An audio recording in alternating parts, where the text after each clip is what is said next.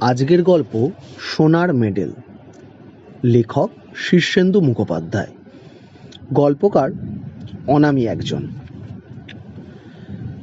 বিকেলের দিকে বাবু মিত্তির চিঠিটা পেলেন। তার দারোয়ান রাম পাহলওয়ান এই সময়টায় রোজ তাকে এসে এক গ্লাস ঘোলের নোনতা শরবত খাওয়ায়। শরবতের সঙ্গে চিঠিটাও সে দিয়ে গিয়েছিল। বাবু মিত্তির সব কাজই নিখুঁতভাবে করতে ভালোবাসেন। সাবধানে ছোট কাঁচি দিয়ে খামের মুখটা কেটে চিঠিটা বের করলেন। দামি সাদা কাগজে টাইপ করা রোমান হরফে গীতার একটা শ্লোকের খণ্ডাংশ। বসংসি গৃণার্থী যথা বিহায় ডেল্টা। শরবতটা আর খাওয়া হলো না। তিনি উঠলেন।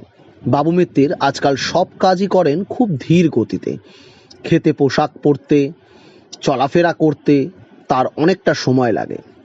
কেউ বিশ্বাসই করবে না, যৌবনকালে এই বাবু মিত্তিরই চলাফেরা ছিল বাঘের মতো, বিদ্যুতের মতো, সাপের মতো। সাহেবরা তার নাম দিয়েছিল কোবরা। বক্সার বাবু মিত্তির অলিম্পিকে গিয়েছিলেন। লাইট হেভিওয়েটে সোনার মেডেলটা জেতার দুর্দমনীয় বাসনা ছিল। প্রথম 3 লড়াইতে প্রতিটিতেই তার প্রতিপক্ষ 1 বা 2 রাউন্ডে নকআউট হয়ে যায়। 4 নম্বর লড়াইয়ে আগের পেটে অসহ্য যন্ত্রণায় তিনি রিংয়ে নামতে পারেননি। নামতে পারলে ভারতের দীর্ঘদিনের একটা বদনাম ঘুচত। কিন্তু পেটের ব্যথাটা কেন হয়েছিল সে বিষয়ে বাবু মিত্তির খুব নিশ্চিত নন। ষড়যন্ত্র এছাড়া আর কি বা হতে পারে? অলিম্পিক ভিলেজে ভারতীয় শিবিরে তার তেমন শত্রু কেউ ছিল না, বোধ হয় না। তবে একথা ঠিক যে ভালো ব্যবহারের জন্য বাবু মিত্তিরের মোটেই সুনাম ছিল না। রাগী, রকচটা, মারকুট্টা, স্পষ্ট বক্তা, দুর্মুখ বাবু মিত্তিরকে কেউ পছন্দ করতো না, সবাই এড়িয়ে চলতো। কিন্তু তা বলে খাবারের গন্ডগোল ঘটাবে এমন কেউ ছিল না। রহস্যটা আজও বাবু মিত্তিরের কাছে রহস্যই থেকে গেল। অলিম্পিক ভিলেজে খেলোয়াড়দের খবরদারের ব্যাপারে খুব সতর্ক ছিলেন। তবু কি করে যেন বাবু মিত্তিরের খাবারে মৃদু কোনো বিষ মেশানো হয়েছিল। কোনো খাবারটিতে বিষয়টা ছিল তা তিনি জানেন না, অনেক ভেবেছেন। বাবু মিত্তির খুব ধীরে ধীরে পোশাক পরলেন। আজকাল ধুতি আর কামিজ ছাড়া বিশেষ কোনো পোশাকই নেই তার। পোশাক পরে পায়ে চটিটা গলিয়ে ধীরে ধীরে দোতলা থেকে নেমে গ্যারেজ থেকে পুরনো অস্টিন গাড়িটা বের করলেন। গাড়ি আজও তিনি নিজেই চালান। গাড়ি ছাড়বার আগে একবার নিজের বাড়িটার দিকে ফিরে চাইলেন তিনি। প্রকাণ্ড 3 তলা বাড়ি, অন্তত 15টা শোয়ার ঘর, 2টি বৈঠকখানা, একটা নাচঘর, 2টো ডাইনিং হল আছে। বাবু মিত্তির মারা গেলে এ বাড়ি বেওয়ারিশ হয়ে যাবে। তার কোনো উত্তরাধিকারী নেই। থাকলেও যে কোথায় আছে তিনি তা জানেন না। মরবার আগে যে আর খুব বেশি দেরি নেই তা বাবু মিত্তির জানেন। যে চিঠিটা তিনি এইমাত্র পেলেন সেটি ফাঁকা তাওয়াজ বা রসিকতা নয়। যৌবনকালে বড়ই দুর্দান্ত মানুষ ছিলেন তিনি। প্রচণ্ড গুন্ডামি করে বেড়াতেন।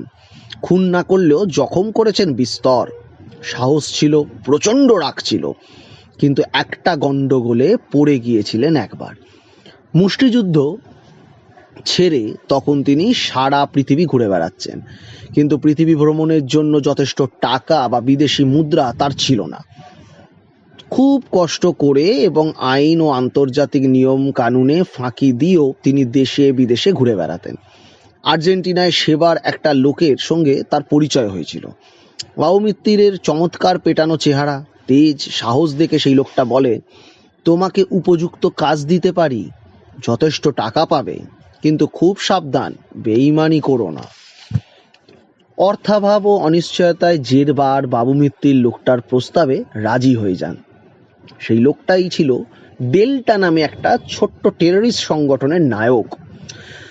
তবে তাদের কোনো বিশেষ মতাদর্শ ছিল না। টাকা পেলে তারা নেতা, ভিআইপি, বাণিজ্যিক সংস্থার কর্ণধারকে খুন করত, সোনা, অস্ত্র, নেশার জিনিস চোরাপথে চালান দিত। সেই সংগঠনে বছরখানেক ছিলেন মিত্তির বাবু।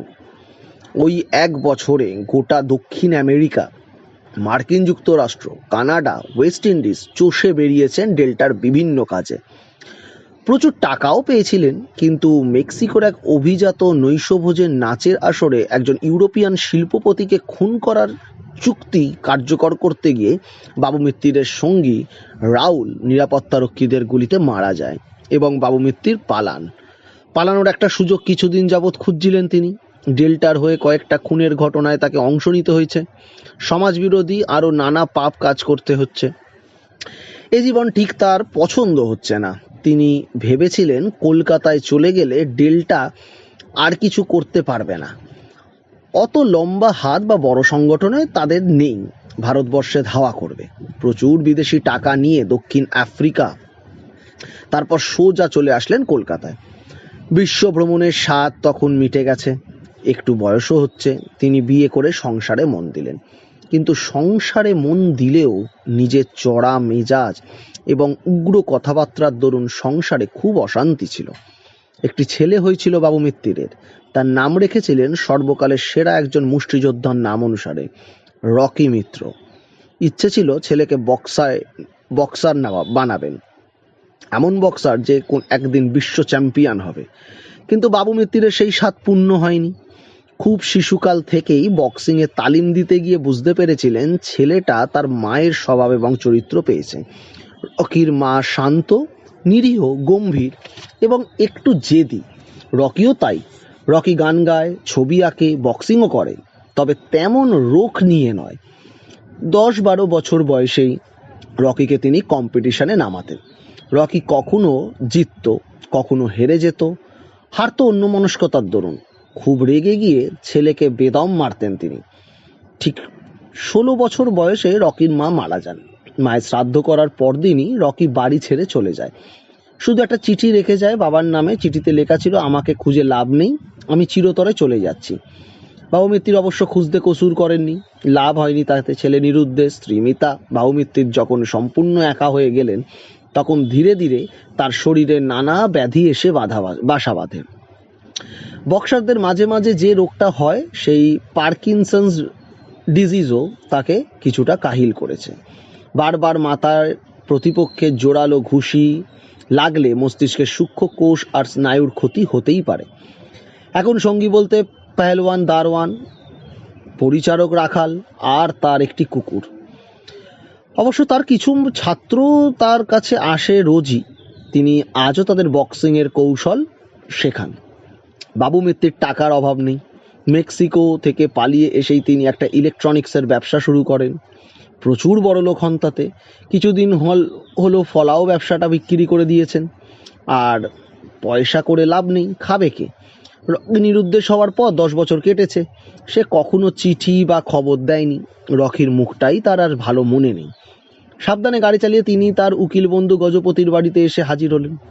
গজপতি কখনো কোর্ট থেকে ফেরেননি। ভৃত্য তাকে নিয়ে খাতির করে বাইরে ঘরে বসলো। বাবু মিত্তির খুবই অন্যমনস্ক হয়ে চুপ করে বসে রইলেন। গজপতি ব্যস্ত উকিল, ফিরতে মাঝে মধ্যে রাত হয়। কিন্তু ঠিক কি হবে এরপর? গজপতি বাবু কি উপদেশ তাকে দেবে, কিভাবে বাঁচবেন, আগে জানতে হলে গল্পটা পুরোটা শুনতে হবে। আমরা উৎসাহ পেলে আরও এগোবো। কাজ সবে শুরু করা হলো। আপনারা লাইক, শেয়ার, সাবস্ক্রাইব করুন। কি ভুল ত্রুটি হয়েছে সেগুলো লিখে জানান। খুব জলদি পরের পার্টটা আসছে। Stay tuning, etc.